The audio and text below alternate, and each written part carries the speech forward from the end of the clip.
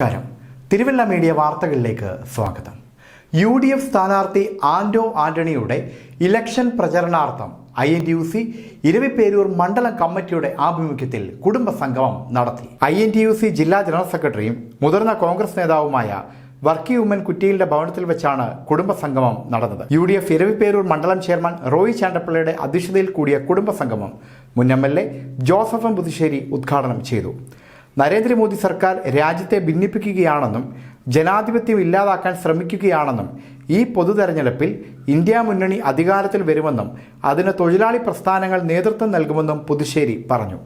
KPCC secretary Aneesh Varikkannamala മുഖ്യപ്രഭാഷണം നടത്തി. കോൺഗ്രസ് ഇരവിപേരൂർ മണ്ഡലം പ്രസിഡന്റ് സോജു എബ്രഹാം ചാക്കോ, കേരള കോൺഗ്രസ് മണ്ഡലം president Aby Prayattumannil, block member Elsa Thomas, Kerala youth front സംസ്ഥാന vice president Aneesh V Cheriyankuttiyil, Kerala Congress ജില്ലാ ജനറൽ സെക്രട്ടറി സാബു കുന്നുംപുറത്ത്, സുനിൽ മറ്റത്തിൽ, ജോണിക്കുട്ടി വരാമണ്ണിൽ, രാജപ്പൻ എന്നിവർ പ്രസംഗിച്ചു. News desk Thiruvalla media.